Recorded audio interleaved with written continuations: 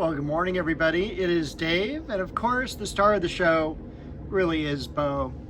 It is, when I'm shooting this, it is Friday, the 6th of March, 2026. And there she goes, just in about the same speed. We're going to walk through the garden. It's been a lovely week this week, mostly in the 70s. You can see a lot of plants are already leafing out. So we'll go ahead and take a look around the yard. Of course, first we'll take a look at the beautiful magnolia, still looking absolutely fantastic. Bo hunting lizards. She has caught 2 this week, given them as gifts to you-know-who. Over here, we've got some of the Scilla coming up. These should be budding up pretty soon. Some of the ones across the yard are already budding. We do have kind of a bud right back down in there. Some of the daylilies beginning to leaf out. As far as work goes this week, primarily I spent it back here cleaning out, weeding. This has gotten a little bit out of hand. I went ahead and thinned out because I didn't cut back the fig this year. Normally I do right to fence level. I just never had the time. So that is something I will do next year. I've got some bearded iris that are left over from my order from Shriners that I got last fall. Once again, the paintbrush lily, look at that. Same family as the blood lily. You can see those beautiful dark red petals in the back there. Kind of a different looking plant than the normal Hemananthus, which is that one over here. Then over here, I did cut back some of the New Guinea impatiens, Wandering Jew, California Buckeye. Look at the beautiful flowering quince there. And then all the other plants that need to be planted. But I did space them a little bit further apart. Got everything weeded against the fence. Still have some work to do back here, but for the most part, that's taken care of. Over here, we've got some African daisies in bloom. These are part of the Proven Winter family. Orange Dream leafing out, Japanese maple. Bo right in front of us. We've got some daffodils blooming. Again, this has been such a weird weather year for us. And I don't say that lightly. Having worked in the nursery industry and being very observant of the weather, I can tell you this winter is something else.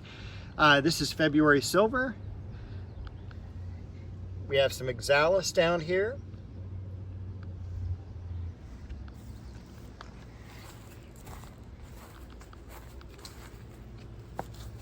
Some Columbine. Acer palmatum Jordan. Hyacinth. And I said palmatum, this is Shirasawanum, my apologies. Some Carex, looking great. This clump did not bloom as well, although there's some buds coming up now. So just again, very weird on the daffodils. Had some bugs eating the Shasta daisies. This is something I've never had before. Normally the Shastas do really well, so I'm gonna have to go out at night and see what's been eating them. Look at all these Japanese maples that are leafing out.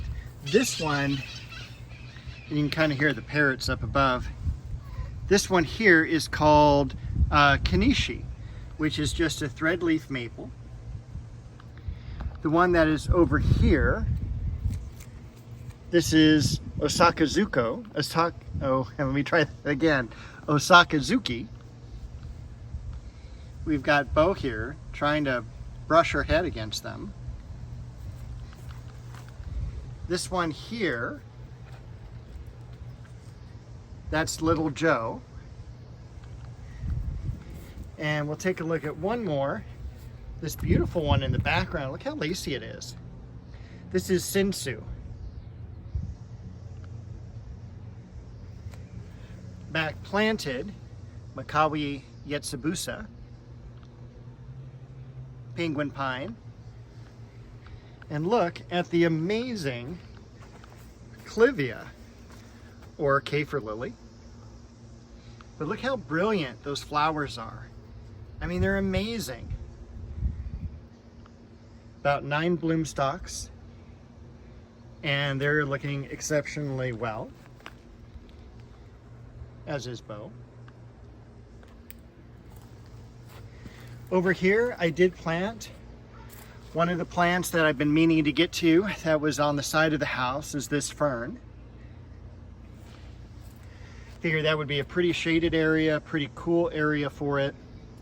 Originally, I had planted this kind of by the pomegranate there, but it was getting too much heat and it was wilting, even though it was in a shaded area. So this part over here is more shaded, and also underneath this Japanese maple, which again, leafing out just a little bit on the bloodgood.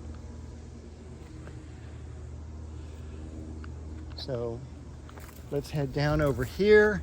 I want to get a good view of this tree. This is Magnolia Solangiana Elizabeth. Got some blooms on it. Not so much on the other one over here, but this one has maybe a dozen, 2 dozen blossoms. Pink jasmine, jasmine polyanthemum, and that's also the jasmine you see up over here. And also the jasmine over here. All right, so we're gonna go across the way here to the rose garden. This is Sangugaku, coral bark maple. Over here, we've got finally some Scilla budding up. Looks like they're just beginning to open. But one thing I don't think I've ever shown you, and one of my more favorite plants, is the California blue-eyed grass. There's a couple different varieties. This is large California blue-eyed grass. You can kind of see the large, almost fortnight lily leaves on them. The other one is Syrinchium bellum, which is a much smaller plant. It's about a foot tall, bloom spikes maybe to 1.5 feet. But as you can kind of see, some of these bloom stalks here are a good 2.5 to 3 feet. So again, this is large California blue-eyed grass. It is a native, just blooms in the springtime, but that's okay. Very easy to grow. Westringia, blood lily,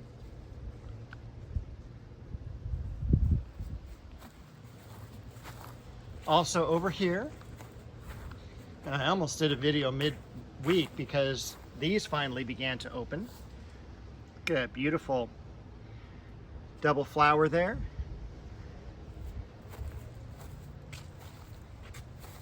Got some red dragon leafing out. Still a few more blooms left on the Iris nata.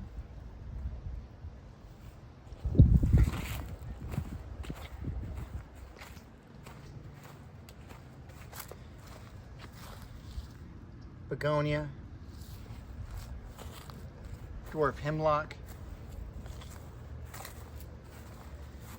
A lot of buds on the carnations.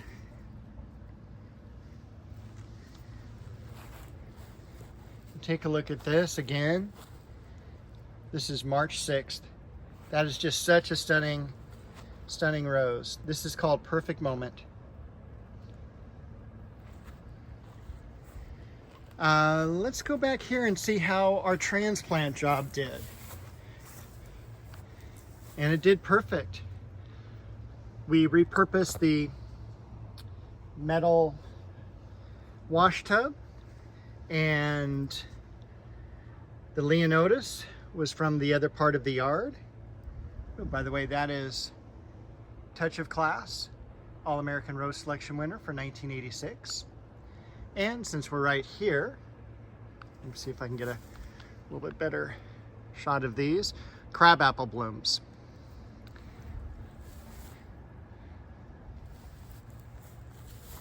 All right, so over here,